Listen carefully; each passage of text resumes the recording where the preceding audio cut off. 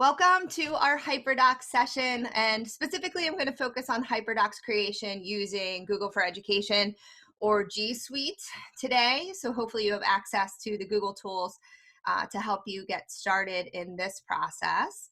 If you can go ahead and say hello to your colleagues in the chat and mute your mics so that you don't kind of show up in the background of the recording. I'm going to minimize my window here, see where we are coming from and what we're teaching. It's always nice to connect with one another in these spaces. Definitely use the chat to ask questions throughout the session, and don't be afraid to share ideas or resources in that space too. Everything that you have been learning and doing along the way in these last couple of weeks can certainly help others in that space. And that's what this session is all about. And that's what our IU sessions are all about. We love bringing people together and learning more about what people have been doing to support learning in their students' classes. And we've just been so impressed with your dedication to learning new things and trying new avenues to reach your kiddos at this time. So thanks so much for spending time with us in our sessions and viewing our on-demand sessions as well. So if you haven't been to any of my sessions before, my name is Lyn Hilt, and I work in the Office of Professional Development and Curriculum for IU 14. That was the first time I slipped there. And my email address is lynhill@berksiu.org. If you have any questions or need anything following the session, don't hesitate to reach out. Today in this session, we are going to explore what HyperDocs are, how they can help you organize online learning experiences, and how to create HyperDocs. And we'll play along and try to create one here in the session. I encourage you to pull up the slides. If you came just at the end there in the beginning, bit.ly/HyperDocs IU14, that will lead you to the slides. And I'll actually put that here, bit.ly/ all lowercase HyperDocs IU14. So you can play along as we go through the slides. What you'll notice if you're new to my sessions is that I tend to put a lot of resources and examples in the slides themselves. So when you click on them, they will take you out to templates or samples, things that you can use in your own work with your students. All right. So what in the world are HyperDocs? How many of you have heard of the HyperDocs before or used them in your class when we were teaching face-to-face? If you have, go ahead and put that information in the chat. You can share how you've used them. But essentially, HyperDocs is a term that was coined by a set of teachers who I'll introduce to you here in a minute.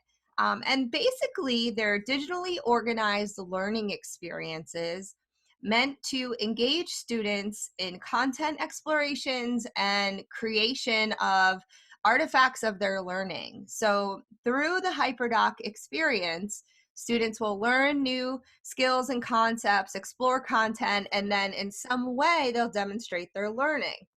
You may also have seen features called multimedia tech sets, MMTS, and those are very similar in nature. If you've done any Google for Education level 1 or level 2 work, they always bring up multimedia tech sets.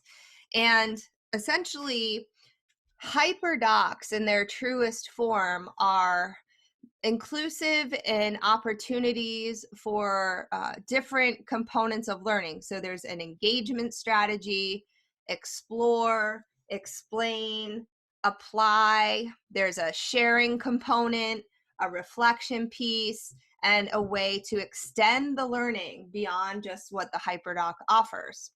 Many times, HyperDocs provide collaborative opportunities for students to work in pairs or in small teams. And there's some aspect of voice and choice where students have some ownership over what they're doing and in what order maybe, or different topics they can explore. And they help students exercise critical thinking and problem-solving skills and support creation of authentic digital artifacts of learning.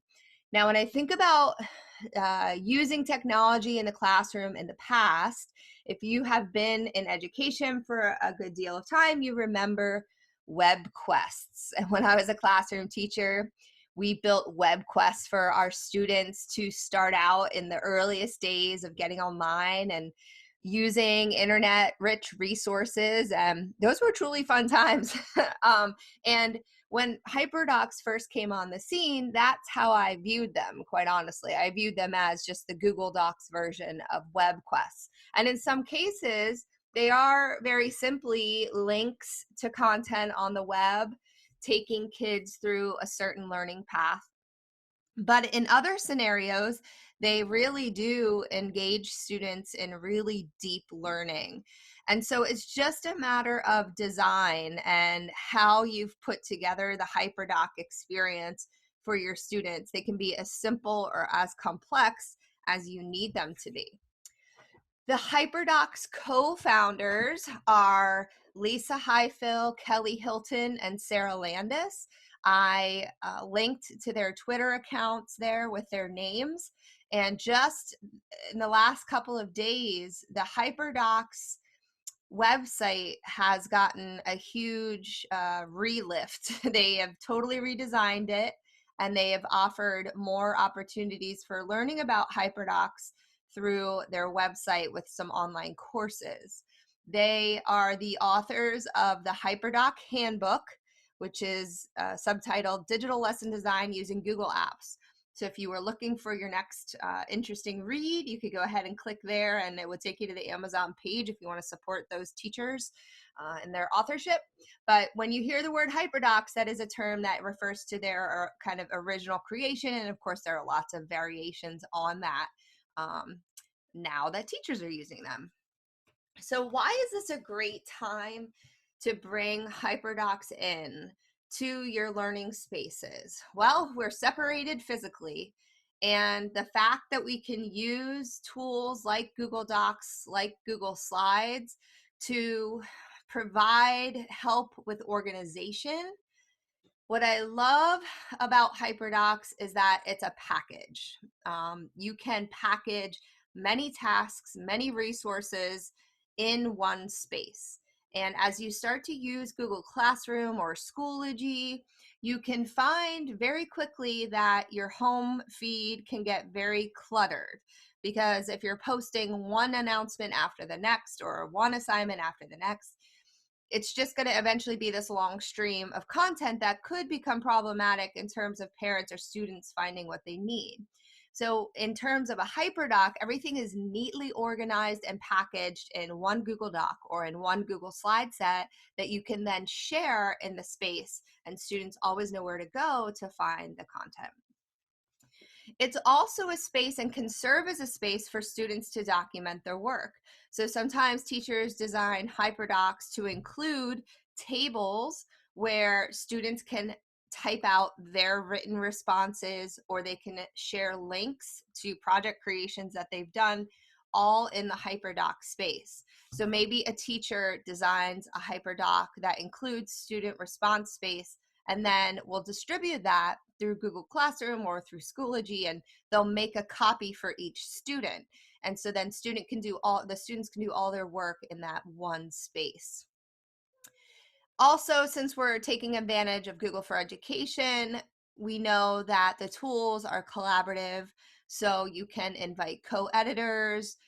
HyperDocs can be shared among student pairs or small groups, so they could work on them as a team to complete tasks and to demonstrate their understanding. And not only are HyperDocs useful to support independent learning, but I saw this example, which I thought was so great, shared on Twitter from teacher Kristen Morales, where she teaches high school math synchronously each day, and they use Google Meet to come together. And her HyperDoc is what she brings up on her shared screen. Students likely have their own copy of that as well, that she can walk through with them and use the HyperDoc as an instructional tool as well. And that's one thing you'll learn in terms of what types of content or how much information or directions or scaffolding you'll have to put in the docs themselves, depending on your grade level and your developmental level of students and reading proficiency. Some high school teachers will be able to build things where students can be much more independent than perhaps in an elementary classroom where they'll need more support going through. So my advice is to start simple, see what your students can handle, and then you could build on complexity from there or differentiate for groups of students that you might work with. When you look at designing a HyperDoc, and the good news is you don't have to start from scratch. If I was going to build a HyperDoc, I would not start from scratch just because of the finite amount of minutes in the day. There are so many resources I'm going to share with you, collections of HyperDocs that you can pull from and that you can add and edit to make your own. But there are some key components of HyperDocs that the authors, the creators recommend you try to include in each experience. That first one, engage, is a really important component, especially right now, because we're asking kids to log in to the same platforms each day. At some point, it's going to become kind of redundant for them. We want to think about shaking it up. And that engage section of a HyperDoc really sparks their thinking about the topic. So it might be a video clip, it might be a provocative question or a problem to solve or a picture that they have to think about, something to activate their thinking. And then the explore section is all about sharing content for students to explore. It could be links to material on the web, or it could be embedded videos. It could be you sharing something, could be a PDF reading or online text.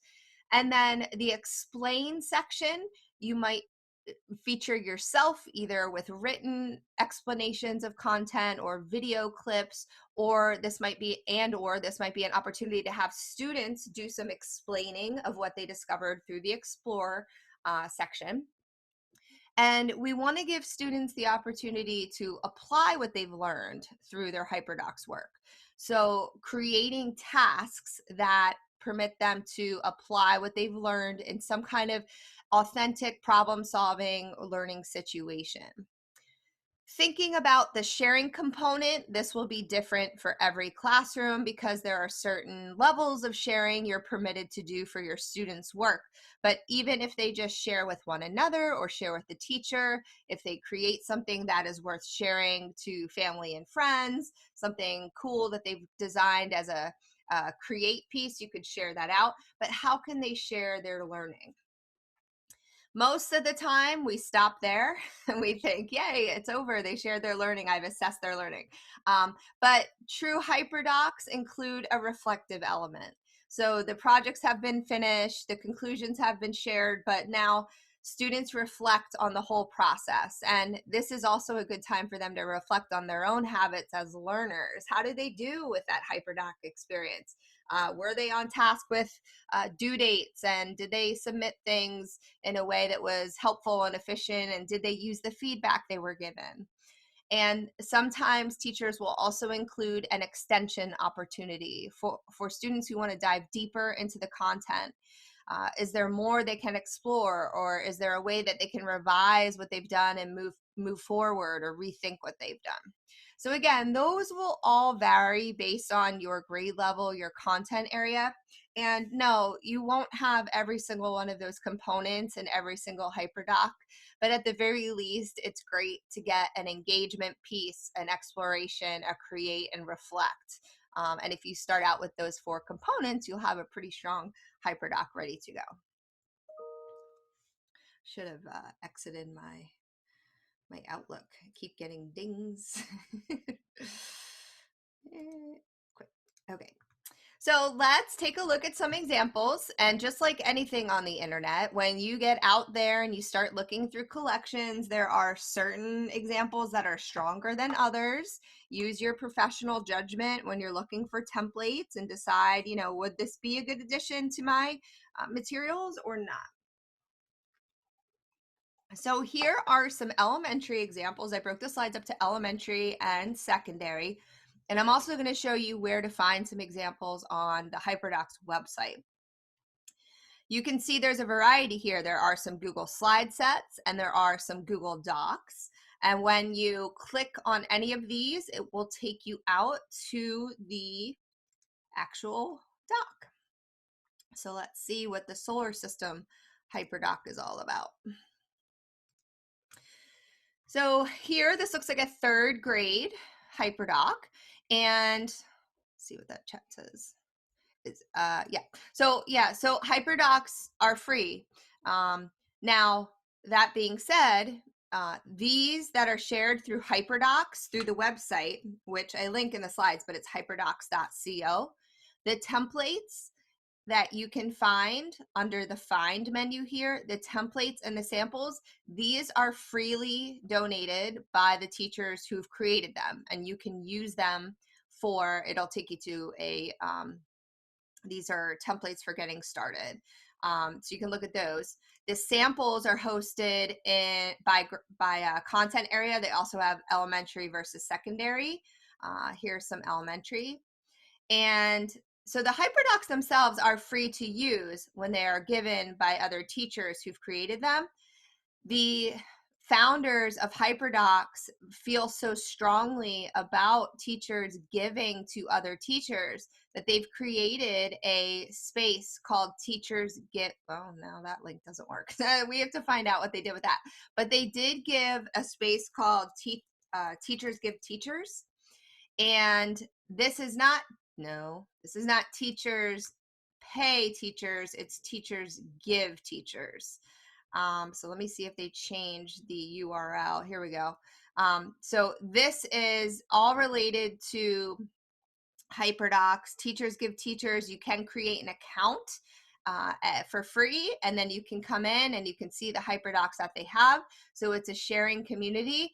It's free to make your own HyperDoc using Google Docs or Google Slides. And I didn't pay for a single thing in my presentation, including the background slides. Those are from a service called Slides Mania, which I share with you. So yeah, so do I think that people are selling their HyperDocs on Teachers Pay Teachers? I do think that they are. So if you're somebody who enjoys paying for things that you could probably get for free, you can go to Teachers Pay Teachers and pay for some HyperDocs creations. I know a lot of teachers support their families that way too, so long as they're not engaged in copyright infringement, which is one of the big issues I have with Teachers Pay Teachers. So here is the social studies example, or sorry, the solar system example. And this teacher included the standard, so you could include the standard that you're addressing. You could include an essential question or a student learning outcome, however you term that up here. Now, when you get to some of these HyperDoc examples, what I would not do is this: don't request edit access, because you don't want to edit this particular example. What you want to do is head to the file menu and you want to make a copy. You want to make a copy for yourself. You can call it whatever you want, Lyn Solar System HyperDoc. And now I'm going to choose the folder where I share it. It's going to go into my drive and I'm going to click OK. Now it's going to create my whole brand new copy that I can now edit and change up for my students. Some of these examples were posted a year or 2 or 3 ago, so you will have to do things like check the links. Some of the links that are shared are specific to that teacher. So it might go to their Google Classroom, or it might go to a platform that their students use. These are examples. They're not meant to be just copied and pushed out for your students. You're going to have to do some customization, but it gives you an example of the organization. So she starts with a connection or a hook, which is your engage piece, and it takes you to a study jams video. And I don't know the status of study jams. It looks like it's through Scholastic. Hey, it's working. So this is study jams, a day on the earth. I haven't used study jams for a while, but that's fun. So that is the first piece. And now she has independent application. Log into Launchpad to access this discovery education exploration. That direction is specific to her class. You will learn where the 8 planets are, and then when you're done, answer these questions. So think about where Mars's orbit is. How do you think the temp on Mars compares to temp? So now, since this is a, let me go to my copy. Since this is a copy that I made, I can type in here as the student. And you might need to fix, like, I wouldn't put that 2 there because it's for number 1. So you might need to fix that kind of stuff. Write the names of the planets in order from nearest to farthest. Show what you know. Use this Discovery Education Interactive. Now, this would require for her students that they log into their Discovery Education account. So you can see how teachers are linking things to the platforms and the services that their kids use. But instead of being like 4 different posts in Google Classroom, it's everything all in one place. So I could go to Google Classroom, I could say, solar system HyperDoc or solar system mini unit or mini lesson, and then I could post that and set it due for a couple of days from now, and the kids can work their way through it. Extend the learning. Choose one of these sites to explore about the solar system. Here, learn about spacecraft. So she offered some extension activities. Okay, that's a very basic example of how easy it can be to build a HyperDoc. Some other examples. Here's an Earth Day one. You might want to push that out today, right? Explain, explore, explain, apply.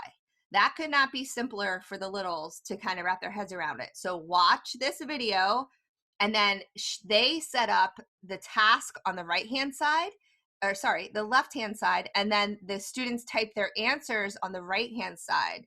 So this is a very clean-looking HyperDoc that elementary students could work their way through, but they have different exploring, reading, videos, watching how recycling works. Now there's explaining. So you need to note take here. What are 5 ways we can help save the earth? Now apply what you've learned. Share your earth-saving tips by creating a poster. And when I talked about support before, these are some examples of the teacher giving like a exemplar, like here's some Save the Earth posters. And she actually just linked to a Google search, a Google image search. But then her instructions are use Google Drawings to create your poster. It can be as simple or detailed. Do you need help with Google Drawings? Watch this. It's a tutorial. That's a teacher tutorial.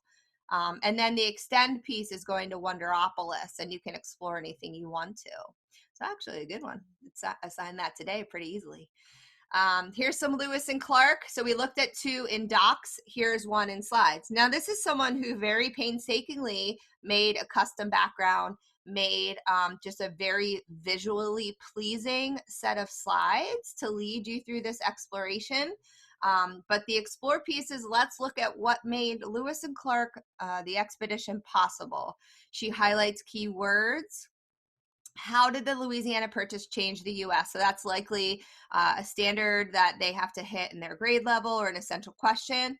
And again, as a student, watch, read, interact. Okay, that's a very clear set of directions for me. Watch, read, interact. This is not an exploration. It's 12 slides that kids are going to do in one day. I wouldn't recommend it for sure. Next is an explain piece. Click on the circles to learn about the Lewis and Clark expedition and apply what you learned. So the circles are actually, this is very cool. The circles are taking the kids to different slides. So they're going to start on number 1, I would assume, and they're going to jump to slide 4, which is watch. watch the video, Almanac, Lewis and Clark. She linked to it. Looks like it's coming out of Drive. And or this is, this might be embedded right here. I'm not sure if she embedded it or if she just linked to it. But now here is where students can add their responses. And each time they can click to go back to the map, although that doesn't look as functional. And then same thing too. Now we're going here. We're reading the article. We're watching something. We're clicking and reading about the locations, and we're answering these questions. It is very obvious with this design that there is a giant white space where I need to write my answer as the students. And then at the end, there's an application and there's a Padlet to respond to a question to. And then this is the teacher's way of honoring all the content that she put in there with a works cited page and it credits, which is really awesome. So kudos to Jessica Carlton. She shared that one. Again, if this is a topic you're learning about, I'd totally file, make a copy, the whole thing. I'd tweak it for my audience, but I'd totally leave her name and the work cited in there to honor the work that she's done. So that's how it can look in slides. This is a book talk, Bookshare one. If you're offering independent learning time through student passion projects, this one talks about student expert projects. They learn about design thinking. They dig into some characteristics of themselves as learners, and then they start to plan out their project ideas and think about what they want to do. It's got rubrics in here and all sorts of things that they have to build. And so that's a great Habits of Mind project example as well. I'm not going to go through each and every one of these, but you can see here is the way, this is one of the templates that they provide with the little teardrop shapes with the color codes. So you can see part 1, part 2, part 3. So this teacher didn't really name the parts other than part 1, part 2, part 3, part 4, but it can help students track how far along they are in the process. So they know I've completed part 1. Everything is linked in here. Everything is linked. There might be pictures linked. There might log into your kid blog account. She links, that's her kid blog link. Go to Flipgrid. Don't forget to do this. So you can see how they start to come together. Here's even more for elementary. Here's that same look that we saw in the solar system. Again, just very clean and easy to use. Here's an example of a slides one made for Indiana. There's a whole school, and I linked it down here, Franklin Township Community School Corporation. They've been collecting examples of their students' work of their teachers' work K-5 and learning more about HyperDocs, and they've put them all in one place for you. I mean, could this be nicer? So you can go in here and you can see, wow, multiplication, and these look really nice. And it looks like their key steps are explore, explain, apply. So think about how powerful that is year in, year out, where kids are learning that common language and they kind of know what to expect when they're doing HyperDoc. So I linked to that collection on the bottom of this slide 15 for you. 13 colonies, Google Maps. Here's a math example. We haven't looked at that yet, but this is applicable in all content areas. This was one built with Google Docs, but just starting out with, what are polygons? Has examples to show you. Identify the polygons. Double click the drawing below. This is actually a Google drawing inserted into a Google Doc. So when you actually, I'm going to show you this because this is a good example. Now, I will say that I am biased toward Google Slides for this type of work because Google Slides offers you the ability to freely move things and arrange objects and text boxes however you wish. But I'm going to go ahead with the creator of this is very clear. Double click this drawing because this is a Google drawing, and now I can drag and drop. So with the teacher, wait, do polygons have curved sides? So go through here. So now when I'm the student, I know that I'm putting this in They probably do. I mean, that's bad that I forget these things. I should have read the beginning. Look, I'm pretending I'm a student. See, it has a curve. I'm so good. So now this is my finished work. And Google Drawings, if you go to Insert Drawing in a doc, that's how you can pull that experience right into a Google Doc and not need to worry about the weirdness that happens when you bring a number in. So then here is the number of sides and think about a regular polygon symmetry. So it's like this whole experience. And when you're all done, check out the quiz on using slides, and then it goes through Google Class to assign to your Google Classroom. I don't see any chat questions coming in. Does anybody have any questions thus far as we're looking at some of these examples? We're going to head into secondary realm. Now, of course, when you're dealing with secondary classes, you can offer more text in terms of them asking to independently read the directions and apply what they've learned. Some of these are way more comprehensive and intense than some of the elementary examples that we've seen. Even designing, I just found this yesterday, I thought it was amazing. This is a digital notebook to accompany students learning about the culture wars. And the teacher designed this in a way where he's taking advantage of the tabs that they can click on a tab to get started, reflect on what you learned about each decade by adding photos, videos, and text to the appropriate page. And then as you're going through, you can take notes in this space. It guides their research. They have some, he included Fortunate Son video there, has all kinds of actual paraphernalia from the decades, which is amazing. So this was very kind of well thought out, but it keeps all of students' stuff in one space to read through this content. So that's a digital notebook. Isn't necessarily a HyperDoc in and of itself, but when it provides content explorations and gives students places to apply, it certainly could be. This is an example of a giver exploration.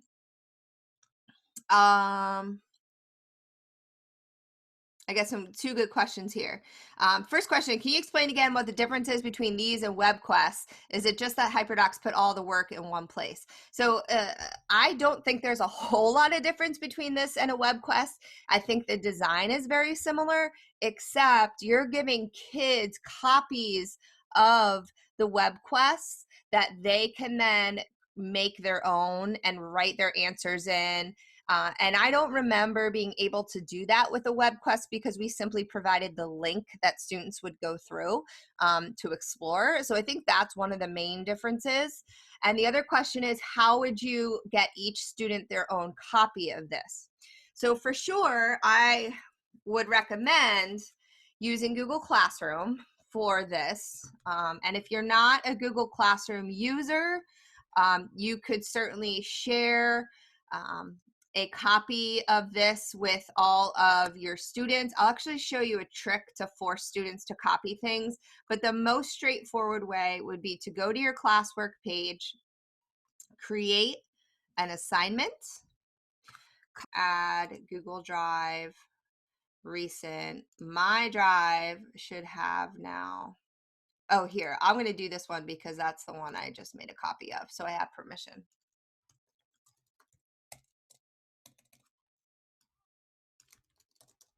And then I'm going to switch to one of my student accounts so you can see that what it looks like on their end.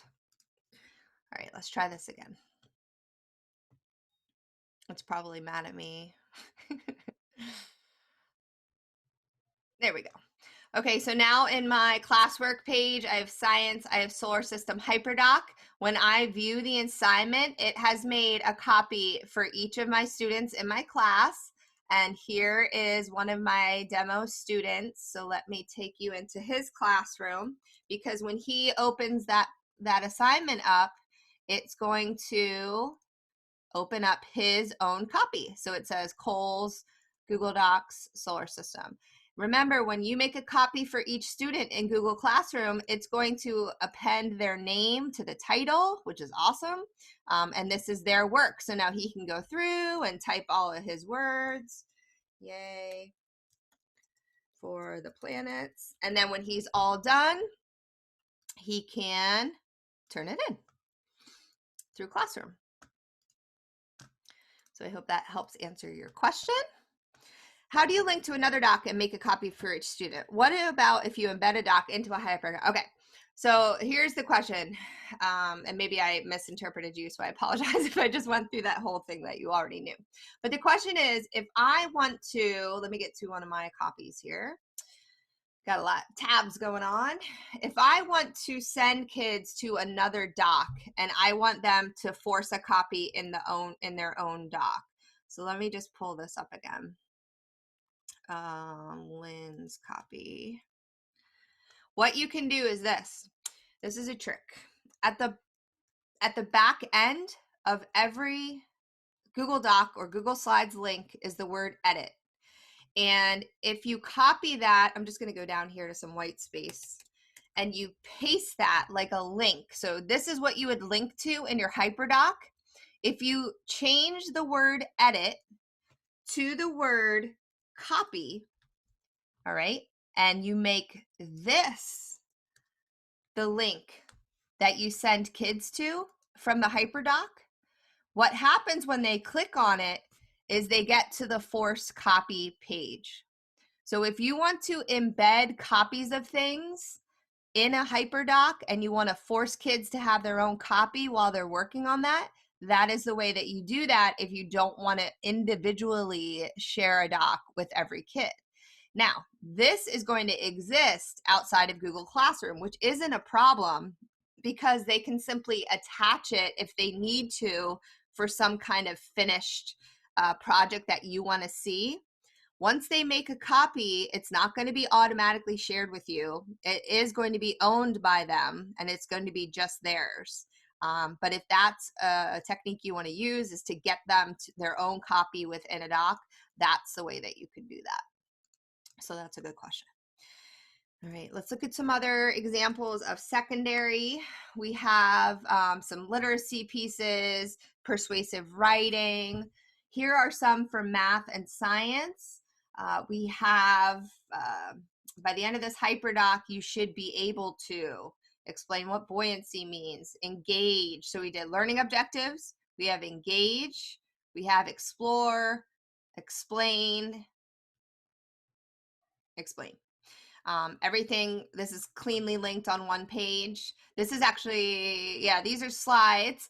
If you notice, they changed the dimension of the slides, and this is in form of presentation mode. So in this case, kids are not actually writing inside. They are just clicking to get access. Now, my access was denied for this because this was probably shared with just the student domain, but you can see how that one looks. Here's a Byzantine Empire exploration.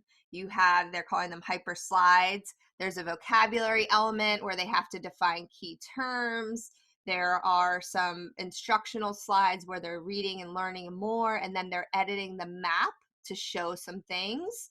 Again, you can bring in real world Google Map clips and images as well, and just kind of going through in the box, do this, write which city had the best advantage, moving on. So that's an example of a secondary one as well. Again, these are some of the ones from the templates, so you'll see the same headings and such. Here's an equation one I thought looked really nice. It was very clean and easy to look through. There's directions first thing, so a teacher knows how to guide the students and a student knows what to do right away. This might be something that they do in class, so you would think about transitioning that to an online learning experience. But then the engage piece in a slide, and I'm not sure if you know this, but this is my copy. So if I go ahead and I take a line and I choose Scribble, boy, it's really doing something weird outside, so I hope I don't lose internet, but if I do, thanks for coming, or power. When you choose the line, the Scribble, you can write down and draw right on the slide. How about I do it? So I can do whatever it is happening here. Now, it's not as fluid as you might want it to be. And so in that instance, maybe I would do like a text box, or I would type in this table and such. Try your best, collaborate with your group. They might be using touch screens where maybe you can write right on it, but the Scribble tool lets you do that. And go through there. So she's got just a number of things to do and see and explore. Ooh, that's loud noise. Graphs of quadratic functions, same thing. It's got lots of explanatory steps for kids. It pulls in graphs and things to show them as well. So for the creation phase, because I'm afraid all the lights are going to go out, let's create a HyperDoc. This was shared, a quote from one of the creators, Lyn Hilt. There is not one right way to create HyperDocs. You are the architect of learning, and design a lesson that meets your students' needs. So how could you start? Where should you begin? Definitely from a template or samples on their site. So we did briefly look at that. I'll show you where to go to find that again. You could use other templates, other slides templates. Slides Mania, Slides Go, these are my favorite. I've been using Slides Mania a lot, and they have an education section. She or he, whoever is behind this, I believe it's a few different creators, they've been mapping out choice boards and templates that you could use to build a HyperDoc in very creative ways and very clean ways too, if that's what you're interested in. But just giving you some interesting backgrounds to work with. And there's different sections for, like, I downloaded the Harry Potter one, there's airplane, all the kinds of things that you might need. I like this one. I used that the other day for a session. It just looks like a digital notebook. If you ever want to use one of these, which are also free, you would just click Get Google Slides Theme, or if you're a Microsoft PowerPoint user, you could use Download PowerPoint Template, and then you could use that as well. So once you click Get the Theme, you can then click Use Template, and that's going to make a copy for you in your own Google Drive. So Google or Slides Mania, also Slides Go.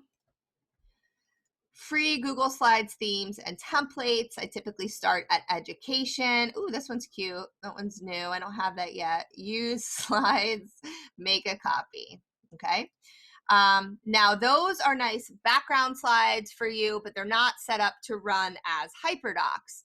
These templates are set up to run as HyperDocs. So on the hyperdocs.co website, go to Find, go to Templates, or Find Samples.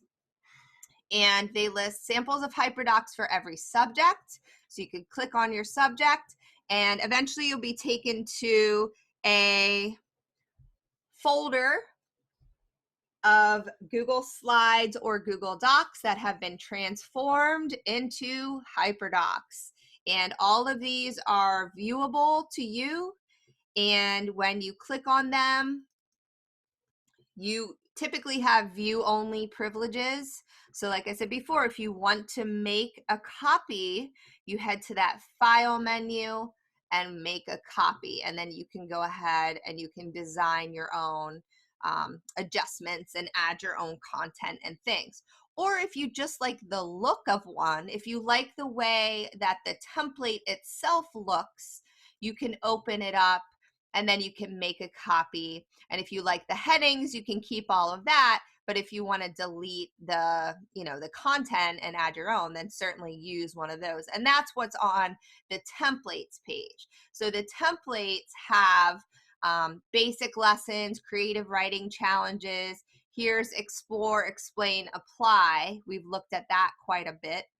So this is the basic template for Explore, Explain, Apply. Check my questions. Oh yeah, sorry. Yeah, the place where you go is hyperdocs.co is the place you go for that. I'm just going to add that to the chat. And it's their new website.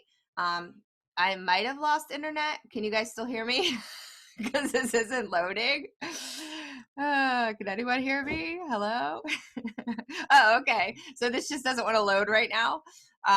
But that's where you can find the templates. Now I did include in my slides some tricks and tips for formatting in Google Slides. So I'm going to zoom out and I'm going to actually pull up some of this stuff and kind of mess around with the slide here. It sounded like it stopped pouring. Insert table. If you want to organize content in a table type fashion or in columns, that's a place where you can go to do that, and you simply pick how many columns and how many rows you want to include in your grid. My huge time-saving tip is using duplicate. So instead of copying and pasting, I typically do Control D, which is the duplicate command.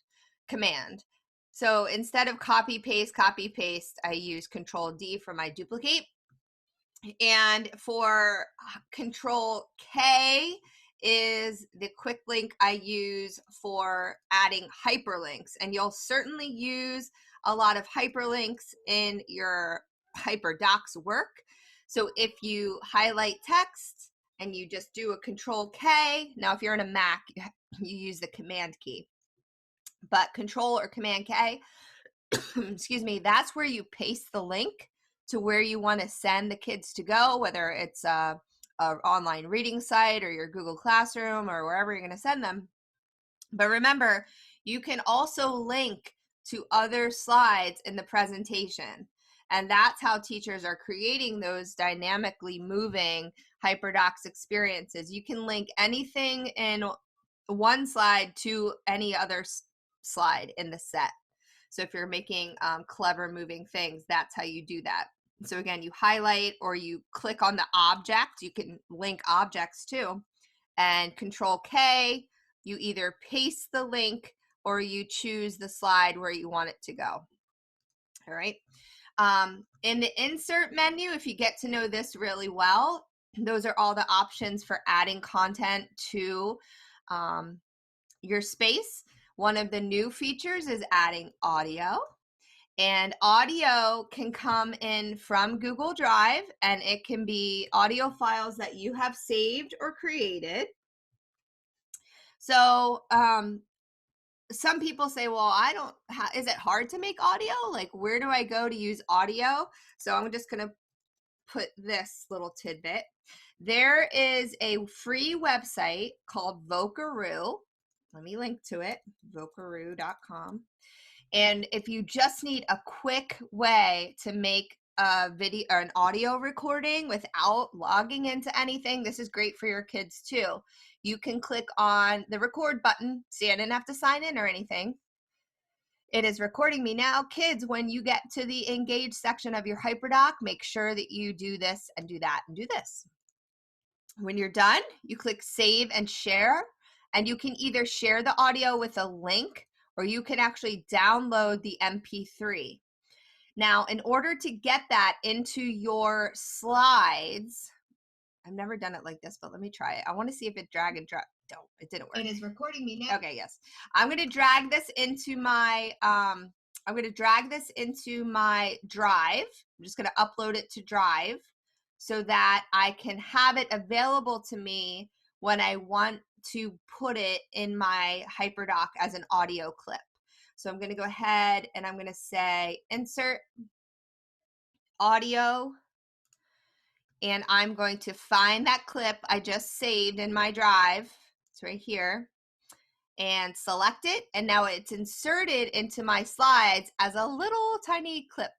I already did one from the last time I recorded audio, but what it looks like is this, and students can click to hear it. It is recording me now. Kids, when you get to the you'll sound better and make it more interesting. So essentially, you could put little audio directions next to on each slide or next to each segment of your HyperDoc to have students have it read aloud to them. So it's a good accommodation feature, accessibility feature. And also, if you'd like students to respond to a prompt and they would prefer to do it speaking versus typing, you could teach them how to use Vocaroo, which is very simple. There's no login required. If you're going to bring video into your HyperDoc slides, go ahead and do insert video. You can conduct a YouTube search. So you can search for the topic that they're exploring, and then you can click on a video and insert it. Or if you know the direct link that you want to use, you can just paste it right there if you know the exact video. And some of the more advanced video tools, once the video is inserted into slides, is that you can choose the start and end time for the video that students see. So if you really only want them to see the last 3 minutes, you could start it at that time, and then you could end it at the end time, whatever makes sense to what you need for an instructional purpose. And then these can be resized and they can just be arranged, and everything in slides has free arrangement, move to front, bring to back, and all of that kind of stuff. So you can design it to be the way you'd like it to be. If you're looking for images to support your work, I recommend using the Explore tool. So up in your tools menu, Explore, you can do a search for, whatever it is you're looking for in that space. I don't know what key I press, but every time I do that, American Revolution, you get web results, and you also get image results that are copyright friendly. So you can bring this painting in. It tells you where it's from, goodfreephotos.com, and then you can insert it. Unable to create image. Oh, I didn't know. I haven't seen that for a while. Let's see if this one goes in. I might be having connectivity issues too.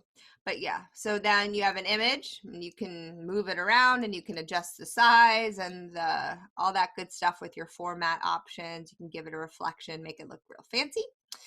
So those are there. Or you can import any images that you need from your upload from computer from your image menu as well, so you don't have to use the search or the explore tool. If you're looking to change the background of your slides or the background color of your doc, it's a simple right click anywhere on the slide and you get that change background option. You can upload an image to be the background. You can choose a color for your background, or you can just use the theme. Now in my theme, I have a lot of preset layouts here that I use from Slides Mania. Oh God, I didn't want to do that. I don't want to change my whole slide theme in one click because it's so pretty. But you will notice that if you do make a theme change, it will apply throughout the entire thing. Whew, thank goodness for that. Control K, undo. So whether you start from scratch and build it out with things like this, or whether you go to hyperdocs.co and start to use their templates, just don't forget things like you can link directly to a specific assignment in Google Classroom. You can use those links in your HyperDocs. And again, I prefer slides over docs because you can bring in video and audio and you have free arrangement over the objects, and you don't have that in Google Docs. But if you want to dive in more to slides, I have a whole presentation about slides with tips and tricks on every slide that you could learn from. And I also have the link to HyperDocs, #HyperDocs on Twitter. Now, even if you're not a Twitter user, you can pull this up just on the web, and you can read what people are sharing. See here, this teacher, Matt Showmaker, he just shared that Culture Wars notebook, and that's how I found it, through a Twitter search, because people are really excited about sharing the work that they're doing and the creations that they're making, because they want to help other teachers. So you can try out that HyperDocs hashtag. And then don't forget to visit the new and improved HyperDocs website, hyperdocs.co. They have tons of templates and resources, and new online courses for teachers as well. I don't believe the courses are free, however, but that is one of the offerings that team is now providing. So I'm opening it up for questions while I put the link to the virtual feedback form up here. I'd love to help answer any of your questions, and just want to say thank you for spending the hour with me. I hope you enjoy creating HyperDocs and using what's available, and I hope your kids enjoy it too. If you want to email me anything you've made, any creations, and share it, love to highlight it in our sessions. Let's see if there's any questions coming in. Any questions? Don't forget, my email too is lynhilt@berksiu.org. So if you need anything, I'm going to stop the recording and then I'll put the feedback page back on. But thanks so much for coming.